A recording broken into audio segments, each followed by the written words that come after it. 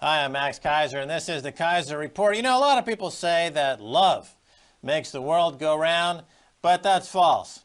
In fact, what makes the world go round is cocaine. Stacey Herbert. Max Kaiser, yes, we're going to talk some torpedoes of truth today, because it turns out that much of what we think is A-rated or A-listed is actually collateralized by a whole bunch of Class A.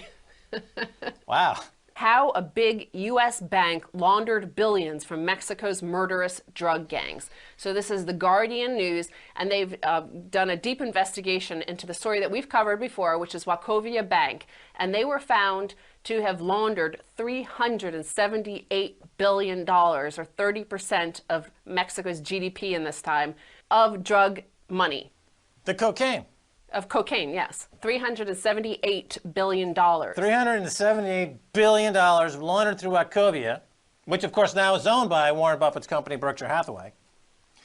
And of course, he's never talked about that either. And it's a huge part of the Mexican GDP. And the bank paid a fine. Well, it's $378 billion in money laundering through the Casas de Cambio. And they paid a $110 million fine, or less than 2% of 1 year's profits from Wachovia. Wachovia is now owned by Wells Fargo. Warren Buffett owns 6.5% of it. But from this article, there's a very interesting point that I want to note that relates to this whole financial catastrophe. First of all, Wachovia started really getting involved in these Casa de Cambio in 2004, just when the violence really started getting extreme in the Mexican drug wars. In April and May of 2007, 3 years later, Wachovia, as a result of increasing interest and pressure from the U.S. Attorney General's office, began to close its relationship with some of the Casas de Cambio.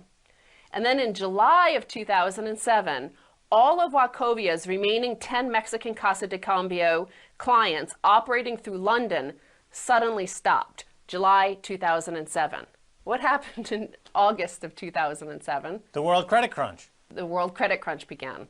So what we see here is that the global banking liquidity is funded from the Mexican cocaine drug cartels.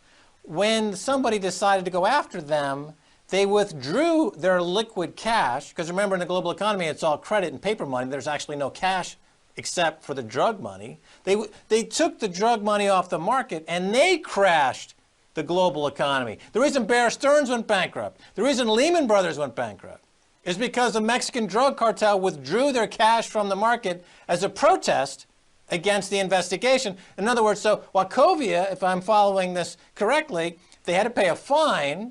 No further investigation was pursued, presumably because if they went after this story deeper, the Mexican drug cartel would threaten to withdraw the money again and throw the global economy back into a total standstill? Well, I think they learned their lesson, because let's go on to the next headline. The bank run we knew so little about. This is from the New York Times' Gretchen Morgenson. And she looked at the Federal Reserve Freedom of Information documents that were released only last week. This is based on the Bloomberg News efforts to force the Fed to release information that who they were loaning money to at the Fed's discount window. And it turns out, according to Gretchen Morgenson, in August 2007, as world financial markets were seizing up, domestic and foreign banks began lining up for cash from the Federal Reserve Bank of New York. That August 20th, Commerzbank of Germany borrowed $350 million at the Fed's discount window. 2 days later, Citigroup, JP Morgan Chase, Bank of America, and Wachovia each received $500 million. Now, banks only go to the discount window when they're in serious crisis and they're facing a liquidity crunch. Thus began, Gretchen Morgenson says, the bank run that set off the financial crisis of 2008.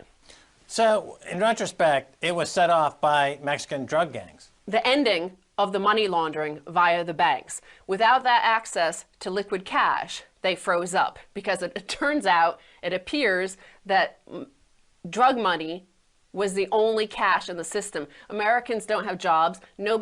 We only have debt. Brits only have debt. There is no cash. There's no liquidity. There's only crime. All right, so we covered this story at the time, and we talked about this, and we said We that, suspected it, yeah. and we said that the crash of 2008, the only way that the wheels of global banking system started turning again was that the money was released by the Mexican drug lords.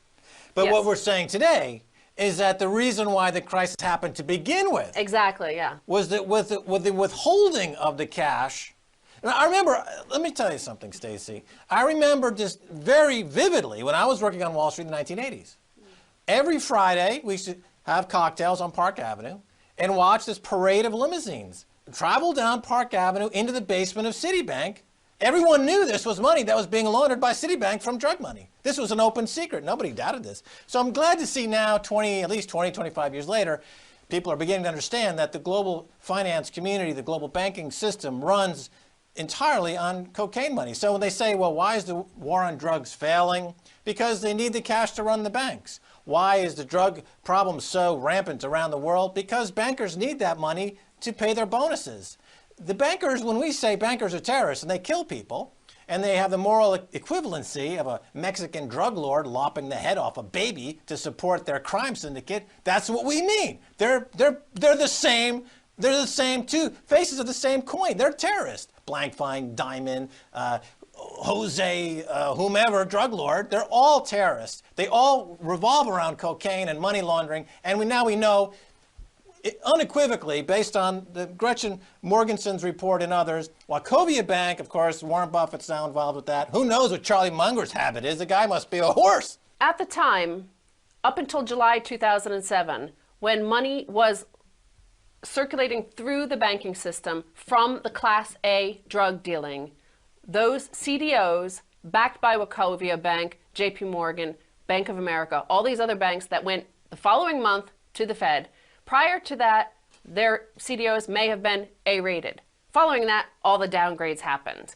Now, we first reported on this in 2008 when Antonia Maria Costa, then head of the United Nations Office on Drugs and Crime, said he had evidence to suggest the proceeds from drugs and crime were the only liquid investment capital available to banks on the brink of collapse. He said, quote, interbank loans were funded by money that originated from the drugs trade. There were signs that some banks were rescued that way. All right, and again, here's another aspect to it. Why do analysts give these CDOs a rating of AAA? Why does Moody's, S&P, Fitch give what is obviously garbage a AAA rating? Isn't it clear they're high on cocaine? Well, isn't it clear the people at Moody's, the executives at Moody's, Fitch, and S&P need to be in rehab immediately because they're taking massive quantities of cocaine to support their delusions? Yeah, but Max, what it's suggesting now, that Wachovia has not been put in trouble. There's no criminal sentence. There's nothing but a tiny, tiny, tiny, tiny, minute little fine, like pocket change. They're saying it's AAA rated now because Class A drugs are once again backing up the collateral that we're offering, the assets we're selling. I guess this is again why the Federal Reserve doesn't want an audit.